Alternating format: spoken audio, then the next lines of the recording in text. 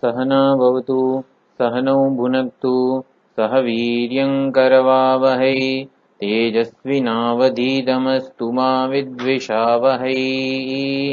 ॐ शान्तिः शान्तिः शान्तिः। ॐ भद्रं कर्णेभिः शृणुयाम देवाः भद्रं पश्येमाक्षभिर्यजत्राः स्थिरैरङ्गैः स्तुष्टुवागुंसस्तनूभिः व्यशेम देवहितं यदायुः। स्वस्ति न इन्द्रो वृद्धश्रवाः स्वस्ति नः पूषा विश्ववेदाः स्वस्ति नस्तार्क्ष्यो अरिष्टनेमिः स्वस्ति नो बृहस्पतिर्दधातु। ॐ शान्तिः शान्तिः शान्तिः। हरिः ॐ श्रीगुरुभ्यो नमः। हरिः ॐ। सदाशिवसमारम्भां शङ्कराचार्यमध्यमाम् अस्मदाचार्यपर्यन्तां वन्दे गुरुपरम्परां वन्दे गुरुपरम्पराम्।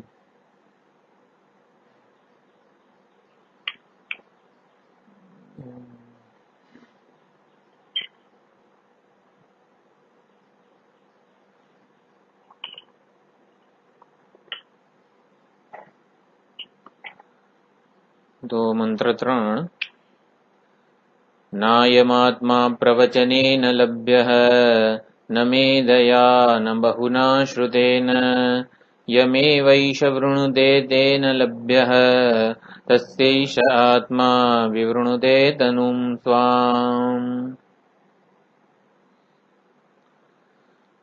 तो अयम आत्मा प्रवचनेन न लभ्यः अयम आत्मा मेधया न लभ्यः अयम आत्मा बहुना श्रुतेन न लभ्यः। आचार्यो सुंदर अर्थ करे छे श्रवण मनन निदिध्यासन। तो बहुना श्रुतेनથી શ્રવણ કીધું, મેધયા એનાથી મનન કીધું અને પ્રવચન એનાથી નિદિધ્યાસન એવો અર્થ પણ કરેલો છે। તો કેવળ શ્રવણથી પરમાત્મા પ્રાપ્ત ન થાય, કેવળ મનન કરવાથી પણ પરમાત્માનું જ્ઞાન ન થાય અને કેવળ નિદિધ્યાસન કરવાથી પણ પરમાત્માનું જ્ઞાન ન થાય। તો પછી પરમાત્માનું જ્ઞાન કઈ રીતે થાય? યમે વૈષ વૃણુતે તેન લભ્યઃ। તો વિવેક ચૂડામણીમાં પણ સાધન ચતુષ્ટય સંપત્તિનું શંકરાચાર્યજીએ વર્ણન કર્યું। પછી છેલ્લે એવું કીધું મોક્ષ સાધન સામગ્ર્યામ ભક્તિરેવ ગરીયસી સ્વસ્વરૂપાનુસંધાનમ ભક્તિરીત્યપિધીયતે સ્વાત્મતત્વાનુસંધાનમ ભક્તિરીત્ય પરે જગુહુ એવું વિવેક ચૂડામણીમાં શંકરાચાર્યજીએ કીધું છે। તો મોક્ષ સાધનની સામગ્રીમાં ભક્તિ સર્વશ્રેષ્ઠ છે। તો એ જે ભક્તિ કીધી છે એ તત્પરતા છે કે પરમાત્માનું વરણ, એ જ ભક્તિ છે। તો એ પરમાત્માનું વરણ કરવું પડે। તો પરમાત્માના વરણથી કેવળ અને કેવળ પરમાત્માની જ પસંદગી કરવાથી એ પસંદગી કરાયેલા પરમાત્મા પોતાના વાસ્તવિક સ્વરૂપને સાધક જિજ્ઞાસુ ભક્ત સમક્ષ પ્રગટ કરે છે।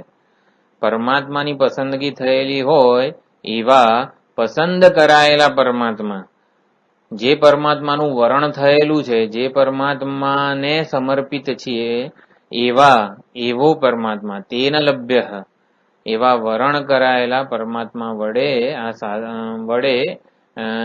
પરમાત્મા સાધકને પ્રાપ્ત થાય છે। તો કઈ રીતે પ્રાપ્ત થાય છે? તસ્યૈષ આત્મા વિવૃણુતે તનું સ્વામ। ઘણા બધા યત તત યમ તેન આ બધા જે સર્વનામ છે એના અનેક અર્થ બધા આચાર્યો કરે છે। એક પરમાત્માનું જ જ્યારે મનમાં અનુસંધાન થતું હોય ત્યારે એ જુદી જુદી રીતે શ્રુતિ વાક્યોનો, શ્રુતિના મંત્રોનો અર્થ એ આચાર્યોની અત્યંત શુદ્ધ એવી બુદ્ધિમાં સ્ફૂરતો હોય છે। એક જ મંત્રના આટલા બધા અર્થ કઈ રીતે સંભવ છે? જ્યારે શુદ્ધ બુદ્ધિ, નિર્મળ બુદ્ધિ હોય ત્યારે એ જે ભક્તિ છે, જેની આપણે જે પરમાત્માની આપણે ભક્તિ, તત્પરતા વગેરે પ્રેમ કરી રહ્યા છીએ, એ વરણ જ આપણામાં બુદ્ધિને, આપણી બુદ્ધિમાં એ અર્થ જન્માવતો હોય છે। તો પ્રવચન, મેધા અને શ્રવણ કેવળ પ્રવચન કેવળ મેધા અને કેવળ શ્રવણથી આ પ્રાપ્ત થાય એવા નથી પરમાત્મા. પરમાત્મા આત્મલાભ માટે અંતરંગ સાધનો શ્રવણ મનન નિધિધ્યાસન છે, અને બહિરંગ સાધન જે છે આ નિષ્કામ કર્મયોગ છે, પછી તદ્વિધિ પ્રણિપાતેન પરિપ્રશ્નેન સેવયા વગેરે, એ બધા બહિરંગ સાધનો છે. તો અહીંયા એ બધાનો નિષેધ થયો. તો હવે કરવાનું શું? તો કે પરમાત્માનું વરણ કરવાનું છે. વરણ એટલે પસંદગી. પરમાત્માને વરી લેવાના છે.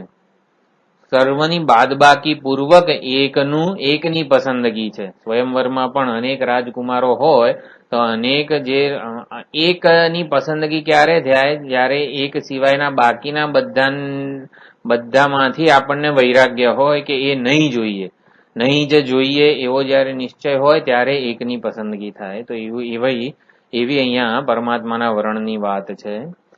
તો પ્રથમ પંક્તિનો અર્થ જોયો તો પછી બીજી પંક્તિ યમે વૈશ વૃણુતે તેન લભ્ય, એના આચાર્યો અનેક અર્થ કરે છે. યમ એવ એષ વૃણુતે, એટલે યમમાં યત શબ્દ છે. યત એટલે પરમાત્મા, અને પછી તેન લભ્યમાં તત એટલે વરણ. એટલે વરણ દ્વારા પરમાત્માની પ્રાપ્તિ થાય છે. એટલે જે એષ એટલે કોણ? આ કોણ છે? તો અત્યારે આપણને જે દેખાય છે મારી સમક્ષ, એટલે કે સાધક. આ સાધક એષ સાધક યમ એવ પરમાત્માનમ વૃણુતે, આ સાધક જે પરમાત્માની પસંદગી કરે છે, તેન લભ્ય, તો એમાં તેના વડે, તો તેના વડેમાં પરમાત્મા અર્થ કરવો કે સાધક અર્થ કરવો? આ સાધક જે પરમાત્માની પસંદગી કરે છે તેના વડે પ્રાપ્ત થાય છે. તો અનેક અર્થ આવી રીતે થઈ શકે. તેન લભ્યમાં આ સાધકે કરેલી પસંદગી વડે પરમાત્મા પ્રાપ્ત થાય છે, અને તેન લભ્યમાં તેન પરમાત્માના લભ્ય, પરમાત્મા આ જિજ્ઞાસુ સાધક રૂપે જ રહેલા છે. જિજ્ઞાસુ સાધક રૂપે જ રહેલા છે, અને માટે જિજ્ઞાસુ સાધક રૂપે રહેલા પરમાત્મા પોતાના વાસ્તવિક સ્વરૂપને જાણે ત્યારે પોતાના વાસ્તવિક સ્વરૂપની પ્રાપ્તિ થાય છે. અલંકાર એટલે બંગડી સુવર્ણનું જ્યારે વરણ કરે છે ત્યારે બંગડીને સુવર્ણની પ્રાપ્તિ થાય છે, એવો એક અર્થ છે. અને જે બંગડી સુવર્ણનું વરણ કરે છે એ સુવર્ણ બંગડી સ્વરૂપે પ્રગટ થાય છે, એવો પણ અર્થ અહીંયા કરેલો છે.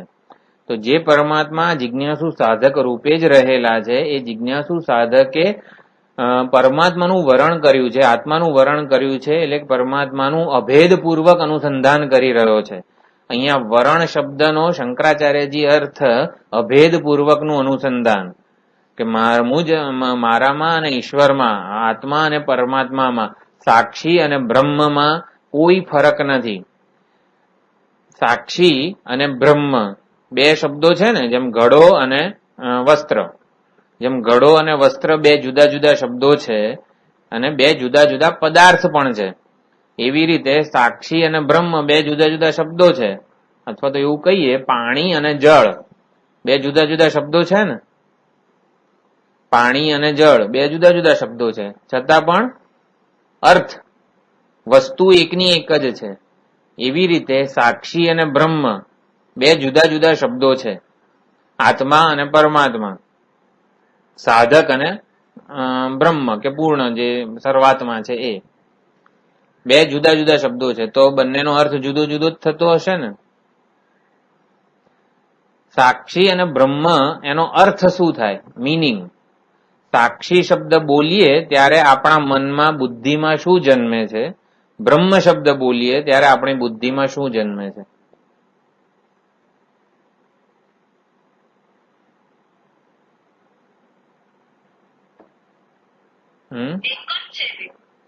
એક જ છે. એટલે બે શબ્દો જયારે ઉચ્ચરિત થાય છે ત્યારે આપણા મનમાં એક જ અર્થ જન્મે છે કે જુદો જુદો અર્થ જન્મે છે?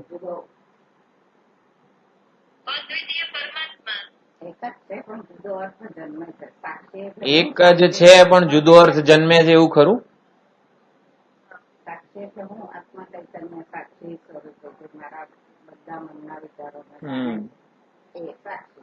અને બ્રહ્મ તો આમ જાણે કે વેદાંતનો ઉપદેશ શું છે? સાક્ષી બ્રહ્મ છે. તત્વમસી એનો અર્થ શું થાય? સાક્ષી બ્રહ્મ છે.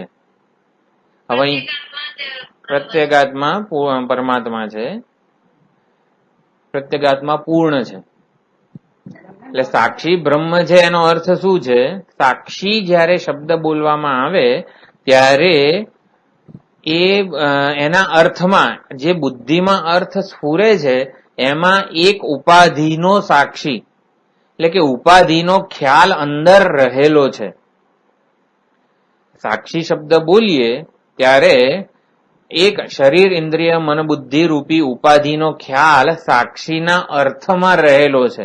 ભલે સાક્ષીમાં ઉપાધિ નથી, સાક્ષીના અર્થ જે બુદ્ધિમાં સ્ફુરે છે એમાં ઉપાધિનો ખ્યાલ રહેલો છે. જેમ કે હું ઘટાકાશ એવું બોલું તો ઘટાકાશ શબ્દ જે અર્થ જન્માવે છે આપણી બુદ્ધિમાં, એમાં ઘટરૂપી ઉપાધિ તો રહેલી જ છે ને. વેદાંતનો ઉપદેશ એવો છે ઘટાકાશ મહાકાશ છે, સાક્ષી બ્રહ્મ છે. એટલે શું? ઘટાકાશ મહાકાશ છે. પરંતુ ઘટાકાશ શબ્દ બોલીએ ત્યારે સૌથી પહેલું ડાયરેક્ટ મિનિંગ શું જન્મે છે આપણા મનમાં? ઘટ ઉપાધિથી પરિચ્છિન્ન થયેલું આકાશ. એવી જ રીતે સાક્ષી શબ્દ બોલીએ ત્યારે શું જન્મે છે અર્થ? એક શરીર ઇન્દ્રિય મન બુદ્ધિ, આ શરીર ઇન્દ્રિય મન બુદ્ધિ રૂપી ઉપાધિનો સાક્ષી, એવો અર્થ જન્મે છે. એટલે આ ઉપાધિનો જે સાક્ષી છે એને એવું કહેવામાં આવે છે તું બ્રહ્મ છે.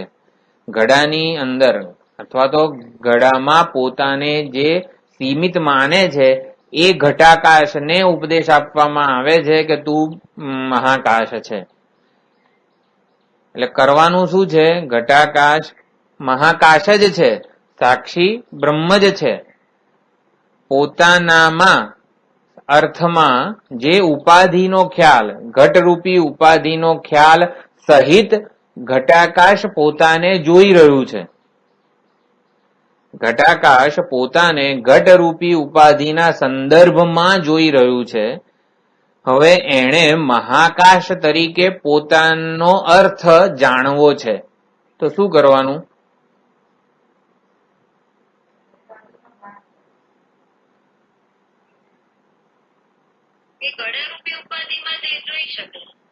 હા,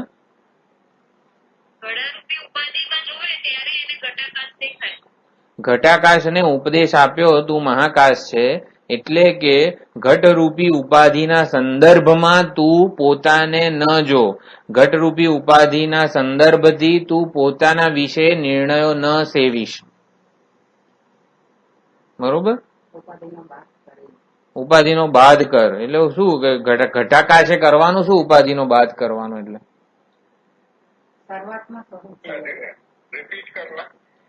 હા, ઘટાકાશને ઉપદેશ આપવામાં આવે છે કે તું પોતાને ઘટરૂપી ઉપાધિના સંદર્ભમાં ન જો. ઘટરૂપી ઉપાધિના સંદર્ભથી પોતાના વિશે નિર્ણયો ન બાંધ. ઘટાકાશને ઉપદેશ આપ્યો તું મહાકાશ છે, પણ મહાકાશની મને પ્રાપ્તિ કઈ રીતે થાય એવું ઘટાકાશ કહે છે. તો ઘટાકાશ ને એવું કહીએ કે તું પોતાને ઘટરૂપી ઉપાધિના સંદર્ભથી જજ ના કરીશ. Don't be judgemental.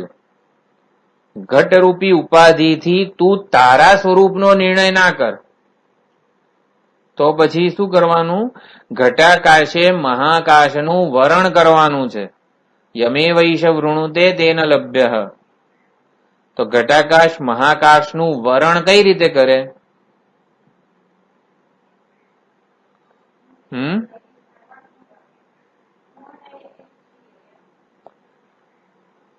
મહાકાશનું વરણ કઈ રીતે થાય? ઘટાકાશે મહાકાશનું વરણ કરવાનું છે.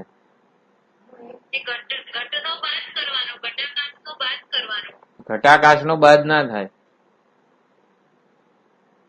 ઘટાકાશને જ ઉપદેશ આપવામાં આવે છે ને કે તું મહાકાશ છે.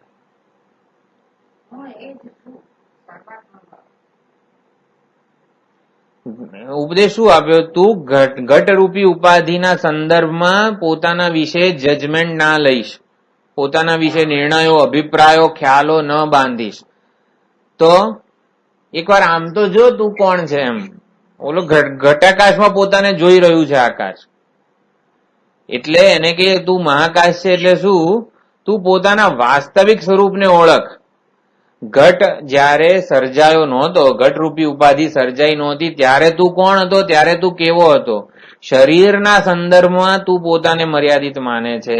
શરીર સાથે સંબંધ ના હોય, સુષુપ્તિમાં તું કોણ છે? જાગ્રત અને સ્વપ્નમાં બરોબર તું એક શરીરના સંદર્ભમાં પોતાને જુએ છે. શરીરના સંદર્ભ વગર તું તારું સ્વરૂપ ઓળખ, તું કોણ છે. સાક્ષીને એવું કહેવામાં આવે છે કે તું એક ઉપાધિનો સાક્ષી નથી. સાક્ષી એ સાક્ષી તું તારામાંથી, તું તારા વિશેનું જે જજમેન્ટ છે એમાંથી ઉપાધિનો સંદર્ભ, ઉપાધિનો ખ્યાલ કાઢી નાખ. હવે સાક્ષી એટલે શું? મેં કીધું આ શરીર ઇન્દ્રિય મન બુદ્ધિ રૂપી ઉપાધિનો સાક્ષી. આ શરીર ઇન્દ્રિય મન બુદ્ધિ જે કંઈ પણ પ્રવૃત્તિ કરે છે, ઈચ્છા કરે છે, કામના કરે છે, કર્મ કરે છે, ફળ ભોગવે છે, કરતા ભોગતા, પ્રમાતા, શ્રોતા, મનતા, ગંતા, આ બધું ઉપાધિ જે છે એનો સાક્ષી છે. તો સાક્ષીમાંથી મને ઉપાધિનો સંદર્ભ, ઉપાધિનો વિથ રિસ્પેક્ટ ટુ ઉપાધિ એવું કહેવાય, ઉપાધિનો સંદર્ભ હું સાક્ષીમાંથી કાઢી નાખું. તો સાક્ષી શું રહે? જો ઘટાકાશમાંથી ઘટરૂપી ઉપાધિ કાઢી નાખીએ આપણે તો શું રહે છે? હા, માત્ર આકાશ રહે છે. જો મહાકાશ એવું નહીં બોલવાનું, આકાશ રહે છે, આકાશ તત્વ રહે છે. સાક્ષીમાંથી હું ઉપાધિનો સંદર્ભ કાઢી નાખું તો સાક્ષીમાં બચે છે શું? પછી સાક્ષી ના બચે ને બ્રહ્મ જ રહે. ના, હું સાક્ષીની વાત કરું છું. સાક્ષીમાંથી ઉપાધિનો સંદર્ભ કાઢી નાખું તો સાક્ષી શું છે? સાક્ષીનું સ્વરૂપ શું છે? બ્રહ્મ તેમાંથી પ્રિય. બ્રહ્મ નહીં, બ્રહ્મ તો હા અસ્થિભાતિ પ્રિય બરોબર છે, હજી પણ આમ ચૈતન્ય. સાક્ષી શું છે? ચૈતન્ય છે, શુદ્ધ ચૈતન્ય. એ સાક્ષી પદ શબ્દનો લક્ષ્યાર્થ છે. સાક્ષી શબ્દનો વાચ્યાર્થ શું? વાચ્યાર્થ એટલે સાક્ષી શબ્દ બોલીએ ત્યારે સૌથી પહેલું શું જન્મે છે? કે હું, અહંકાર. એટલે કે ટૂંકમાં આ શરીર ઇન્દ્રિય મન બુદ્ધિ રૂપી ઉપાધિનો સાક્ષી. હવે લક્ષ્યાર્થ એટલે શું? સાક્ષી શબ્દમાંથી ઉપાધિનો આરોપિત અંશ કાઢી નાખીએ. ઘટાકાશમાંથી ઘટરૂપી ઉપાધિનો આરોપિત અંશ કાઢી નાખીએ ત્યારે બચે છે શું? આકાશ તત્વ બચે છે. એવી રીતે સાક્ષીમાંથી ઉપાધિ અંશ કાઢી નાખીએ ત્યારે બચે શું? શુદ્ધ ચૈતન્ય. એવી જ રીતે મહાકાશ જે છે, મહાકાશને મહાકાશ કેમ કહેવામાં આવે છે? સર્વવ્યાપક એવી ઉપાધિના સંદર્ભમાં આકાશને મહાકાશ કહેવામાં આવે છે કે ભાઈ બધે છે. તો એવી જ રીતે સાક્ષી બ્રહ્મ છે. એટલે બ્રહ્મ એટલે શું? અપરિચ્છિન્ન. આપણને સાક્ષી શબ્દનો અર્થ જ્યારે પહેલી વાર બુદ્ધિમાં સ્ફુરે ત્યારે પરિચ્છિન્ન ઉપાધિનો સાક્ષી છે એવું કહેવામાં, એવું જન્મે છે. પરંતુ એનો શોધિત અર્થ એટલે કે લક્ષ્યાર્થ શું છે? સાક્ષી અપરિચ્છિન્ન છે. સાક્ષીમાંથી આ ઉપાધિ રૂપી આરોપિત અંશ કાઢી નાખીએ તો આ ઉપાધિમાં જે સાક્ષી છે ને એ જ આ બધી ઉપાધિનો સાક્ષી છે. ક્ષેત્રજ્ઞમ ચાપી મામ વિદ્ધિ સર્વ ક્ષેત્રેષુ ભારત. માટે સાક્ષી બ્રહ્મ છે. ઉપાધિ અંશ જ્યારે એને બાદ કરવામાં આવે કે એ સંદર્ભમાંથી કાઢવામાં આવે ત્યારે સાક્ષી પૂર્ણ જ છે. તો ઘટાકાશ આકાશનું વરણ કરે છે. એટલે ઘટાકાશ પોતાને,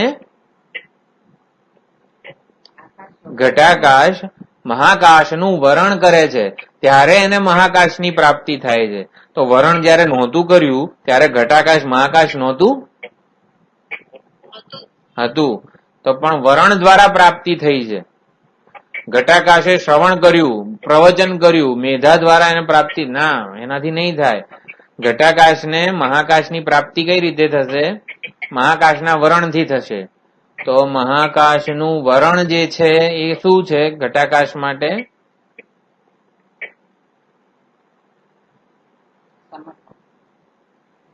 ઘટાકાશ મહાકાશનું વરણ કરે છે એટલે એ શું કરે છે? અભેદ ભાવને પ્રાપ્ત હા, એટલે એને ઘટાકાશે મહાકાશનું વરણ કરવાનું છે એટલી આપણને ખબર પડી. એટલે એને કરવાનું શું?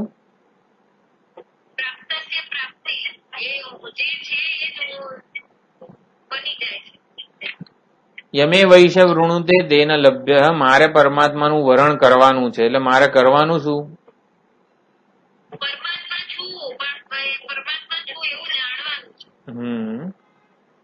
અભેદ પૂર્વકનું અનુસંધાન એને વરણ કહેવામાં આવેલું છે. હું ઉપાધિથી પરિચ્છિન્ન નથી, ઉપાધિ મારામાં કોઈ સીમાડા કે ગમે તે જન્માવતું નથી, હું નિરુપાધિક તત્વ છું, એવું એને પરમાત્માનું વરણ કહેવામાં આવે છે. તો જે સાધક પરમાત્માનું વરણ કરે છે એટલે સાધક પોતાને આ શરીર ઇન્દ્રિય મન બુદ્ધિ રૂપી અજ્ઞાન કલ્પિત ઉપાધિ રૂપે નથી જોતો, પરંતુ એ ઉપાધિનો જે પ્રત્યેગાત્મ સ્વરૂપ છે, ઉપાધિમાં જે ચૈતન્ય સ્વરૂપે રહેલું છે એ સાક્ષીનું વરણ કરે છે, શુદ્ધ ચૈતન્યનું વરણ કરે છે. શુદ્ધ ચૈતન્ય જ હું છું એવું જાણે છે, એવું જાણવાના પ્રયત્નમાં જ લાગેલો રહે છે. તદબુદ્ધયસ તદાત્માન તન્નિષ્ઠા તત્પરાયણા, એ જ બુદ્ધિ, એ જ પરાયણ, એ જ નિષ્ઠા, માત્ર ને માત્ર હું બ્રહ્મ બનીને રહું, અપરિચ્છિન્નતાનું જ હંમેશા વરણ કરું, એ અભેદ પૂર્વકનું વરણ છે, અભેદ પૂર્વકનું અનુસંધાન છે. એના વડે પરમાત્મા પ્રાપ્ત થાય છે. ઘટાકાશ જયારે મહાકાશનું વરણ કરે ત્યારે વરણ કરાયેલા મહાકાશ વડે આ ઘટાકાશ પ્રાપ્ત થાય છે. ત્યાં વરણ કરાયેલા મહાકાશ વડે ઘટાકાશને મહાકાશ પ્રાપ્ત થાય છે. કઈ રીતે પ્રાપ્ત થાય છે? તો એ ચોથા ચરણમાં કીધું, તસ્યૈષ આત્મા વિવૃણુતે તનુમ સ્વામ. તો વૃણુતે વરણ આપણા પક્ષે છે, સાધકના પક્ષે, ભક્તના પક્ષે, જિજ્ઞાસુના પક્ષે વરણ છે. અને જેનું વરણ થાય છે એ પરમાત્માના પક્ષે વિવરણ છે. વિવૃણુતે તનુમ સ્વામ, એ પરમાત્મા પોતાને અનાવૃત કરે છે. સાધકના પક્ષે વરણ છે, પરમાત્માના પક્ષે વિવરણ છે. વિશેષ રૂપે વરણ કરે છે. સાધક પરમાત્માનું વરણ કરે છે, પરમાત્મા સાધકનું વિશેષ રૂપે વરણ કરે છે. એટલે વરણ એટલે અભેદપૂર્વકનું અનુસંધાન. પરમાત્માનું અભેદપૂર્વકનું અનુસંધાન કઈ રીતે થાય? શાસ્ત્રથી નિર્ધારિત અર્થને સમજવાનો. સૌથી પહેલા શાસ્ત્ર શું કહેવા માંગે છે? તત્વમસી અનેક વાર સાંભળ્યું આપણે. એ કહેવા શું માંગે છે ને મને મારા માટે એ સમજવાનું, યુક્તિથી એ અર્થને દ્રઢ કરવાનો. એકવાર સાંભળી લઈએ આપણે, પરંતુ આપણે યુક્તિથી સમજવું પડે કે હું આ શરીર ઇન્દ્રિય મન બુદ્ધિ રૂપી ઉપાધિ કેમ નથી. એના માટે દરેક જણ, આપણે 8 જણા છીએ તો 8 જણા જુદી જુદી યુક્તિથી સમજતા હશે. હું શરીર ઇન્દ્રિય મન બુદ્ધિ રૂપી ઉપાધિ નથી કેમ? દરેક જણ જુદો જવાબ આપશે. બોલો એક એક બધા. 8 યુક્તિઓ જોઈએ છે આપણને. શરીર મન બુદ્ધિ ઇન્દ્રિય અમુક સમય જન્મે છે અને અમુક સમય એનો નાશ થાય છે. બરોબર. હું તો કાયમ માટે નિત્ય છું. હું નિત્ય છું. ચાલો એક યુક્તિ. પછી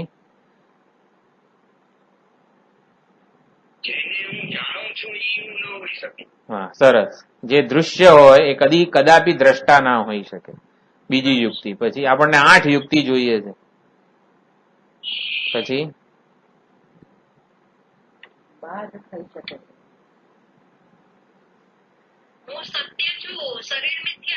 બરોબર. કેમ એવું? શરીર મિથ્યા છે? આમ દિવાલે આમ માથું ભટકાય શરીર મિથ્યા છે? યુક્તિ એટલે આપણું સમાધાન થયેલું હોવું જોઈએ. હે? એટલે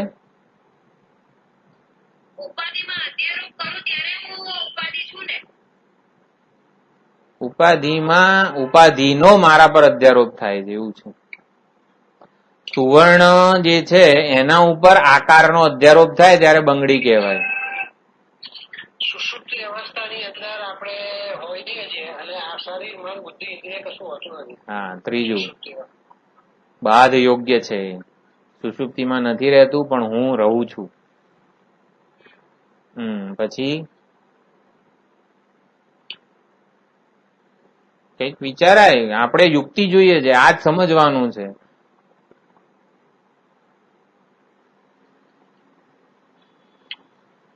આ શરીર મિથ્યા છે કેમ?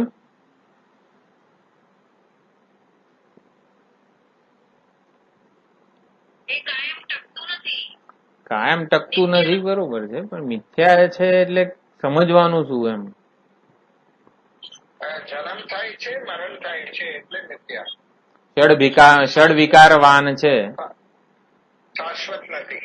શાશ્વત નથી. મિથ્યા શબ્દ કા વો અર્થ વૈસે તો નહીં હે. દેખાય ખરું પણ હોય નહીં એને મિથ્યા કહેવાય. રજ્જુ સર્પને મિથ્યા કહેવાય. મિથ્યા એટલે શું? દેખાય ખરું પણ હોય નહીં. રજ્જુ સર્પને મિથ્યા કહેવાય. તો રજ્જુ સર્પની કેટેગરીમાં આ શરીર છે. जगत में क्या बोलते हैं ना सिर्फ. हाँ तो किसको मिथ्या बोलते हैं वो समझने का है जगत शब्द से. शरीर मिथ्या છે એટલે શું?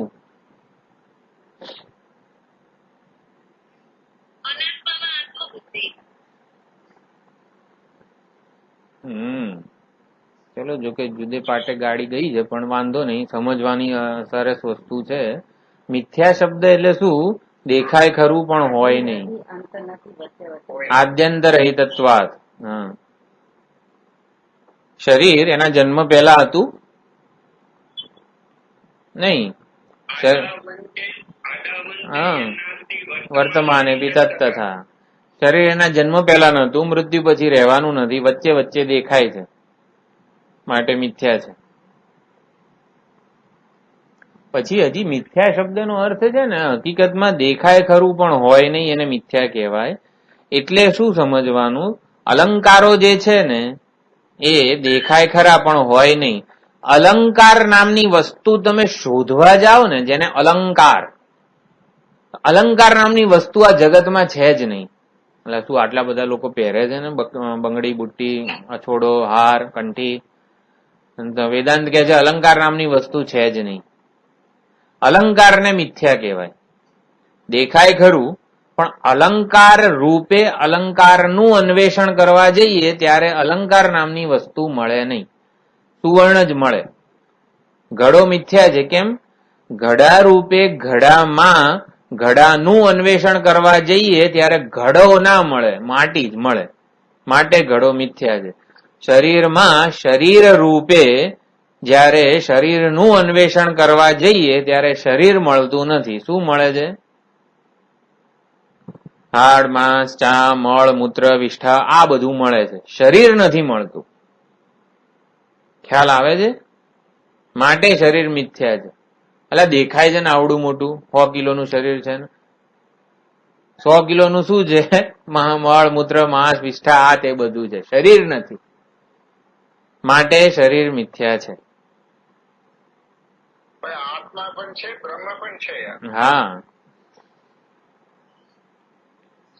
તો આવી રીતે અનેક યુક્તિઓ જે છે એ આપણે શેનામાં હતા? હું શરીર અભેદ પૂર્વકનું અનુસંધાન. ઘટાકાશે મહાકાશનું વરણ કરવાનું છે. એટલે ઘટાકાશ સંબંધિત જેટલા પણ ખ્યાલો છે એ બધા જજમેન્ટને, ખ્યાલને, અભિપ્રાયોને પડતા મૂકવાના અને મહાકાશ સંબંધિત ખ્યાલ, અભિપ્રાય, ભાવનાઓ જાળવી રાખવાની.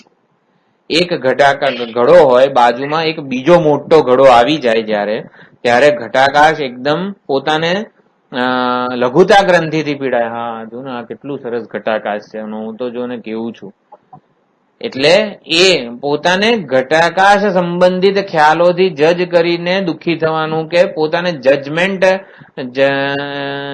કરવાનું બંધ કરવાનું છે. તો પરમાત્મા એક બાજુ છે, પરમાત્માનું વરણ કરવાનું છે, અને બીજી બાજુ માયા છે. જો આ સુંદર સ્વામીજી ઉદાહરણ આપતા હોય છે પસંદગી કે વરણ બાબતે. એટલે જયારે કૃષ્ણ પરમાત્મા હતા, અર્જુન અને દુર્યોધન બંને ગયા હતા, સેના માગવા, સહાય મદદ માગવા માટે, ત્યારે દુર્યોધને શું ભગવાનની 2 અક્ષોહિણી નારાયણી સેનાનું વરણ કર્યું અને અર્જુને જરા પણ ઉપયોગમાં આવે નહીં યુદ્ધમાં એવા ભગવાનને પસંદ કર્યા, ભગવાનનું વરણ કર્યું. અર્જુને ભગવાનનું વરણ કર્યું છે, દુર્યોધને ભગવાનની સેના એટલે કે ભગવાનની માયાનું વરણ કરેલું છે.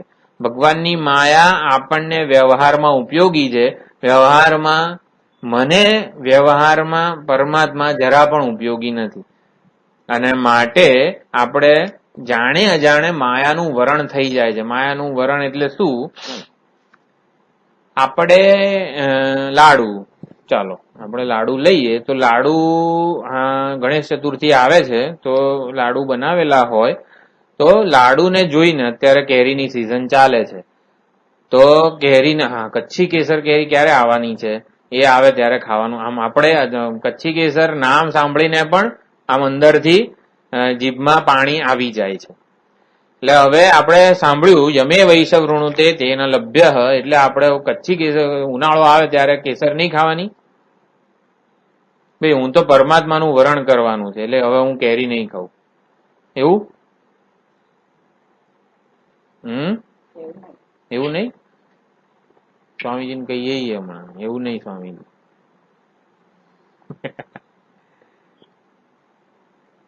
પરમાત્માનું વરણ કરવાનું હોય તો પછી કેરી નહીં ખાવાની ને.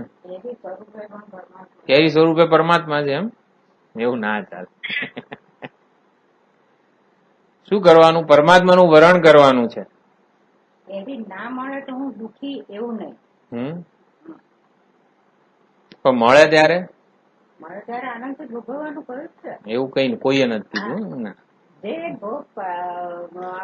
પ્રારબ્ધ ગત આવે એને અંદર આસક્ત થયા વગર ભોગવો.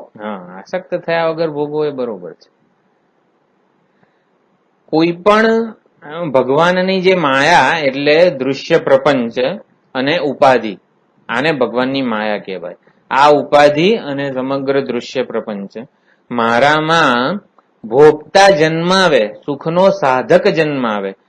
આઈસ્ક્રીમ, લાડુ, કેરી, મને મજા આવશે.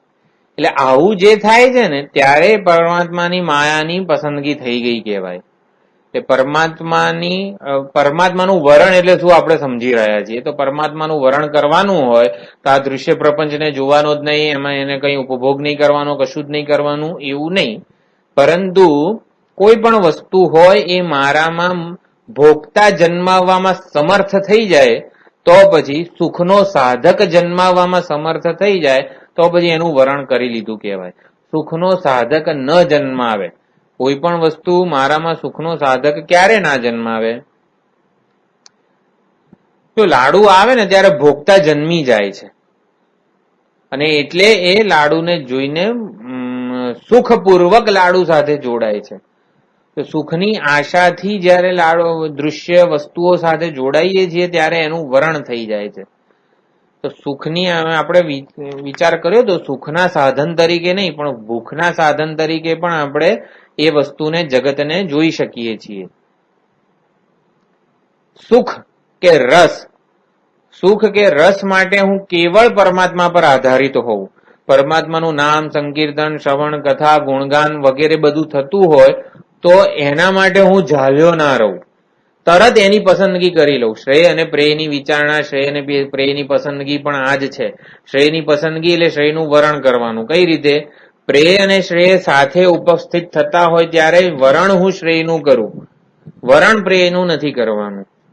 એટલે સુખનો સાધક મારામાં ન જન્મે.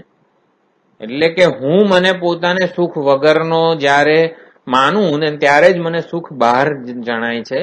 અને માટે આ પરમાત્માનું વરણ કરવાનું છે એટલે પોતાના વિશેનો અભિપ્રાય જે શાસ્ત્ર કથિત છે એ સમજવાનો છે કે હું દ્રષ્ટા છું. દૃશ્યના ભોગ કે દૃશ્ય જે છે એના ગુણધર્મોથી જરા પણ મારામાં વધારો કે ઘટાડો થવાનો નથી. એટલે આ પરમાત્માનું અભેદપૂર્વકનું અનુસંધાન છે, વરણ છે. યમેવ વૃણુતે, યમેવૈષ વૃણુતે, એમાં પરમાત્મા પ્રધાન છે. પરમાત્માની પ્રધાનપણે પસંદગી કરવાની છે અને તેન લભ્યમાં વરણ રૂપી સાધન પ્રધાન છે. પરમાત્માની પ્રાપ્તિ કઈ રીતે થાય? આમ ડાયરેક્ટ ક્વેશ્ચન પૂછીએ તો કે તેન લભ્ય એટલે વરણ વડે પરમાત્મા પ્રાપ્ત થાય છે, એટલે વરણ પ્રધાન છે. પરમાત્માનું વરણ ક્યારે થાય? પરમાત્માની કૃપા પ્રાપ્ત થાય ત્યારે. આમ શ્રવણ મનન નિધિધ્યાસન કરતી વખતે પણ હું એટલે ઘટાકાશ પોતાને ઘટાકાશ સ્વરૂપે જાળવી રાખીને મહાકાશને નું શ્રવણ મનન નિધિધ્યાસન કરે, પ્રવચન કરે, મેધા વગેરેથી પ્રાપ્ત કરવાનો પ્રયત્ન કરે તો એને ના થાય. એટલે ઘટાકાશે પહેલા સમજવાનું શું છે? જેમ કે આપણે મેથેમેટિક્સમાં ઓલું પ્રમેય પ્રમિતિ ને બધું આવતું હતું, પૂર્વ ધારણા, કે પહેલા ધારો કે x બરાબર 2 એવી રીતે, અને પછી એ ધારણાથી આગળ આપણે એક્ઝામ્પલ ગણીએ અને પછી ઇતિ સિદ્ધમ કરીને આવે. તો આત્મા બ્રહ્મ છે, સાક્ષી બ્રહ્મ છે, આત્મા પરમાત્મા છે, હું પૂર્ણ છું, એ પહેલા પૂર્વ ધારણા કરી લેવાની. એટલે પણ એ તો સિદ્ધ કરવાનું છે કે હું બ્રહ્મ છું, હું સુખ સ્વરૂપ છું, હું આનંદ સ્વરૂપ છું. પરંતુ શાસ્ત્ર પ્રતિપાદિત જે આ સત્ય છે ને, એ સત્યથી શરૂઆત કરવાની છે. એટલે કે હું જીવ છું, હું ઋષિ છું, હું આ ઉપાધિ છું, એમ હવે શાસ્ત્રો તમારે શું કહેવું છે? તો એવી રીતે દેહાભિમાની જીવ બનીને શ્રવણ મનન નિધિધ્યાસન કરવાથી પરમાત્માની પ્રાપ્તિ ના થાય. પરમાત્માનું અભેદપૂર્વકનું અનુસંધાન કરવાથી જ પરમાત્માની પ્રાપ્તિ થાય છે. એટલે આવું કે શાસ્ત્ર પ્રતિપાદિત જે આ વાક્ય છે એ સત્ય છે, આત્મા બ્રહ્મ છે, હું પૂર્ણ છું, હું આનંદ સ્વરૂપ છું, ત્યાંથી જ સમજવાની, શ્રવણની, પ્રવચનની, મેધાની, મનન નિધિધ્યાસનની શરૂઆત કરવાની છે. પછી ઇતિ સિદ્ધમ પાછું થાય. એટલે પરમાત્માનું વરણ એટલે આવી રીતે મહાકાશ રૂપે પોતાને જાણીને મહાકાશ રૂપે બની રહેવું, એ ઘટાકાશનું મહાકાશ રૂપે વરણ છે.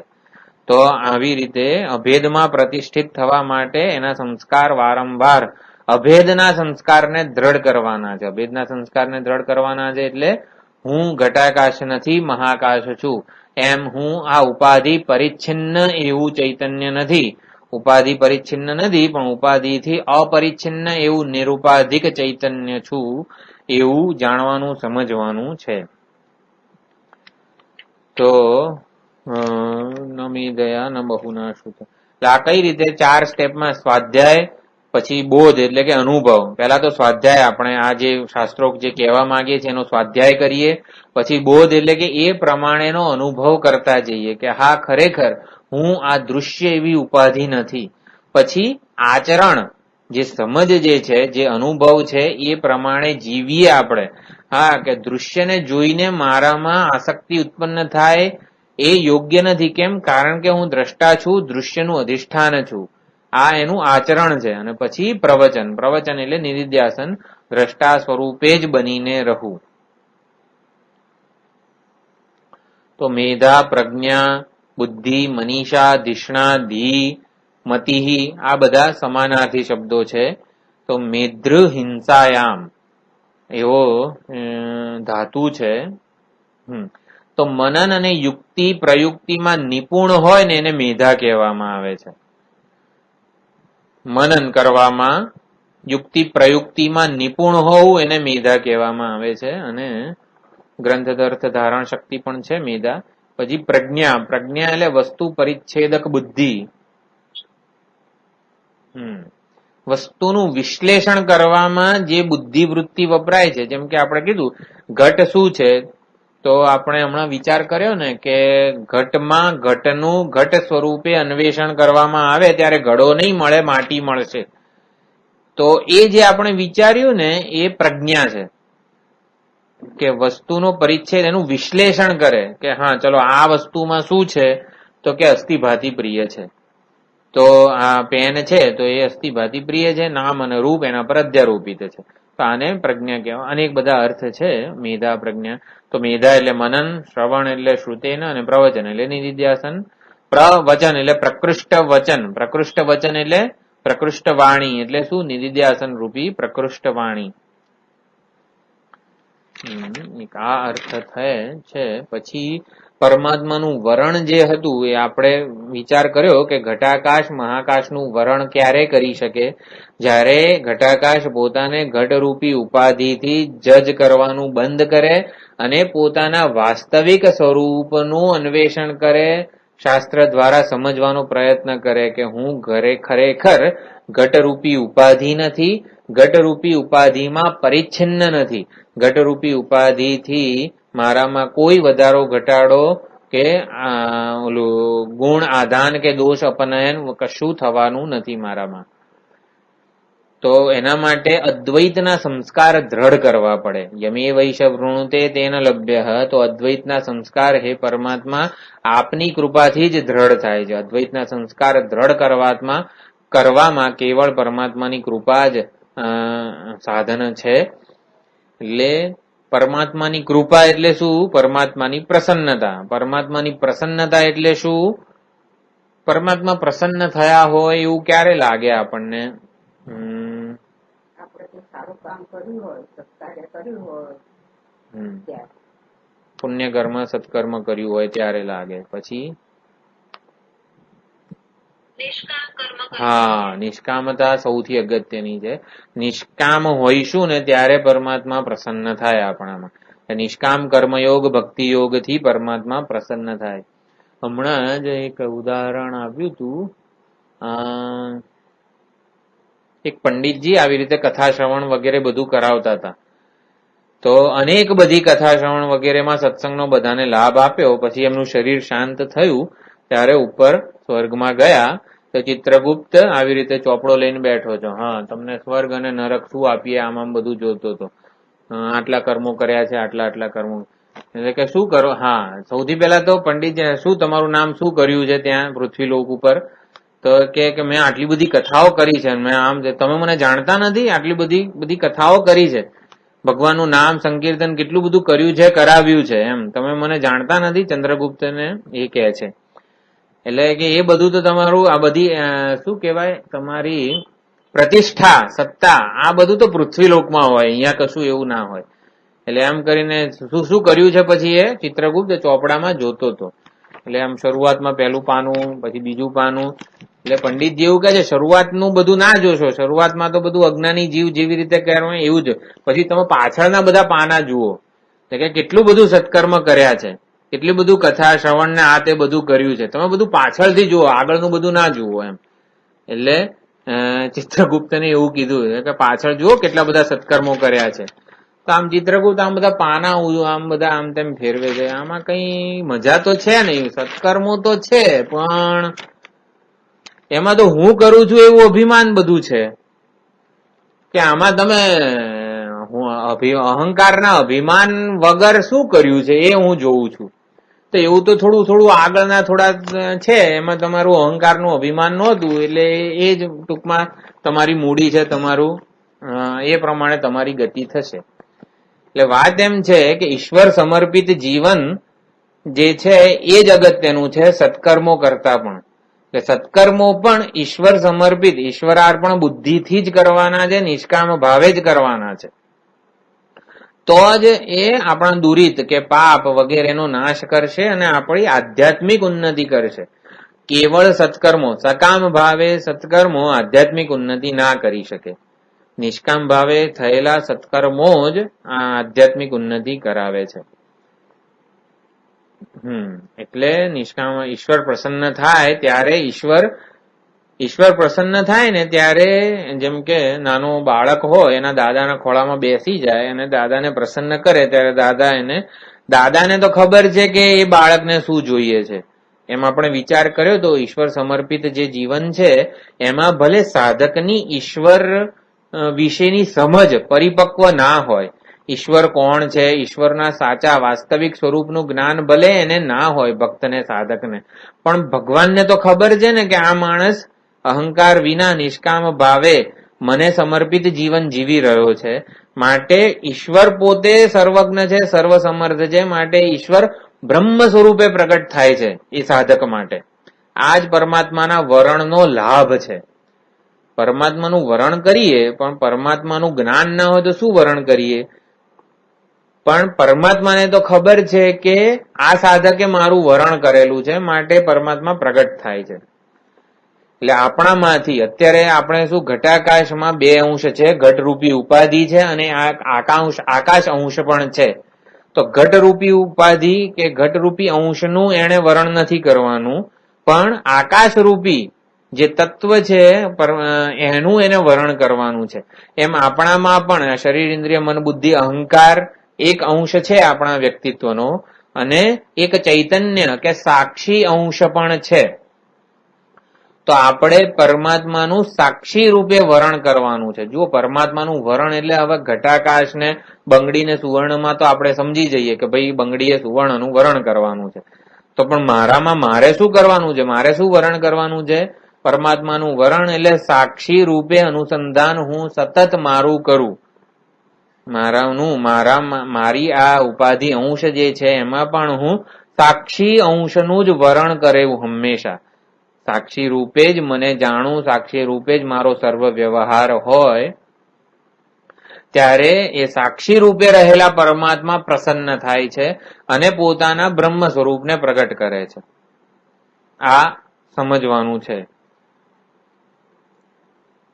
એટલે પરમાત્મા બ્રહ્મ સ્વરૂપે ક્યારે પ્રગટ થાય? પરમાત્માનું સાક્ષી રૂપે વરણ થયું હોય ત્યારે. એટલે સાક્ષી રૂપે પરમાત્માનું વરણ ક્યારે થાય? જ્યારે દેહ, ઇન્દ્રિય, મન, બુદ્ધિ, અહંકારનું વરણ ન થયેલું હોય. વરણ હંમેશા એક પ્રતિ જ હશે. એટલે શરીર, ઇન્દ્રિય, મન, બુદ્ધિ, અહંકારનું વરણ નહીં હોય ને તો સાક્ષીનું વરણ હશે. કે બેઉનું થોડું થોડું વરણ કરવું, થોડું થોડું એવું નહીં થાય. આઈ વોન્ટ હેલિકોપ્ટર એન્ડ મોક્ષ ટુ. એટલે હેલિકોપ્ટર ને મોક્ષ બે વસ્તુઓ સાથે ના મળે. એવી જ રીતે અહંકારની પ્રસન્નતા માટે, જેમ કે પંડિતજીના ઉદાહરણમાં જોયું કે બધું અહંકારને પ્રસન્ન કરવા માટે જ કર્યું હતું. સત્કર્મો, કથા, બધું કેમ? મેં આ કર્યું છે, હું આ કરતો હતો. એમ અહંકારની પ્રસન્નતા માટે જો કરીએ તો એ પરમાત્માનું વરણ ના કહેવાય, તો બ્રહ્મનિષ્ઠા સંભવ નથી. પરંતુ એના બદલે આવી રીતે વિવેક જ્ઞાનથી આપણે સાક્ષી અને સાક્ષી ભાવને અનુરૂપ જીવન જીવવાનું. તો પરમાત્મા જ અહંકાર રૂપે ઘટાક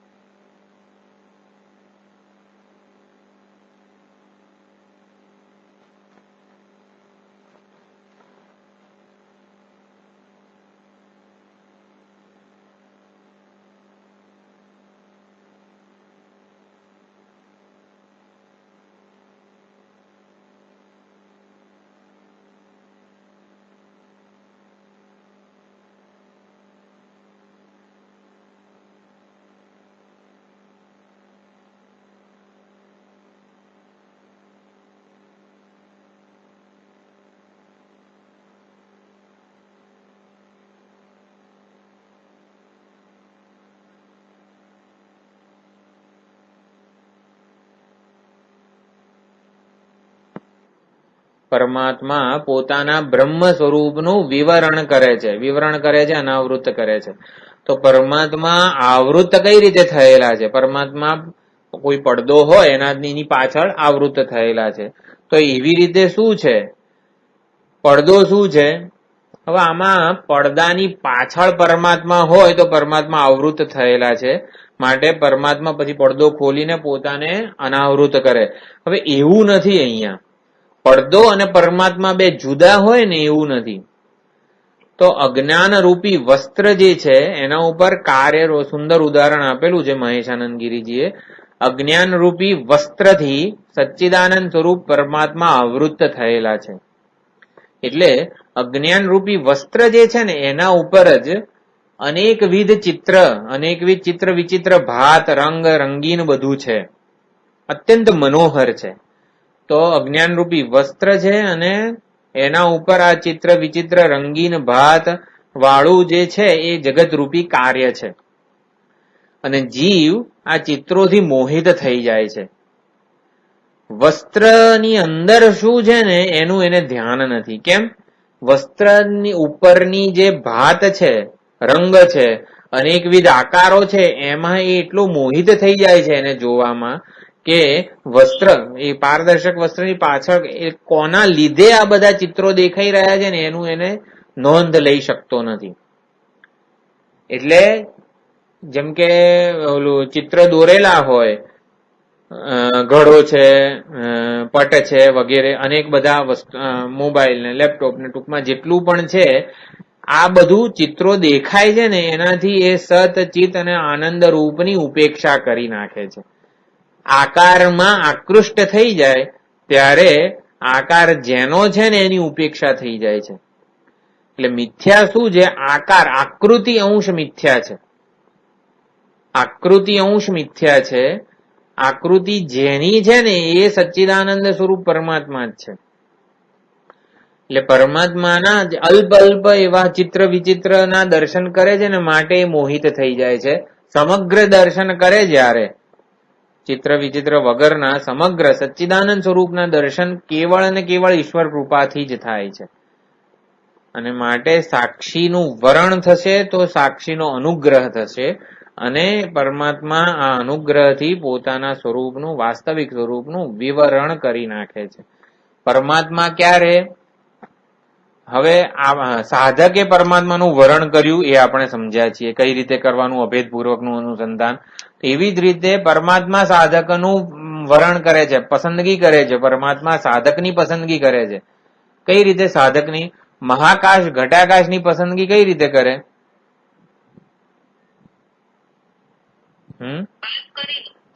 મહાકાશ ઘટાકાશને પસંદ કરે છે. ઘટાકાશને પસંદ કરે છે એટલે શું કરે? બુદ્ધિ આપે છે, દદામી બુદ્ધિ, કે એ પોતાનું એની સાથેનું અભેદપણું જાણે છે.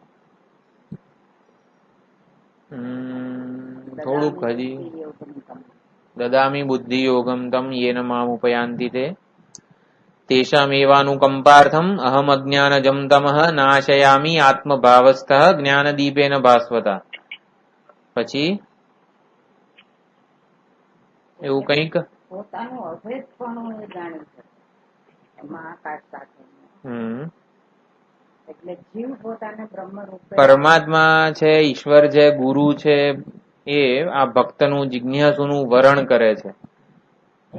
એને તત્વજ્ઞાન આપે, તત્વજ્ઞાન આપે, તત્વનો ઉપદેશ આપે.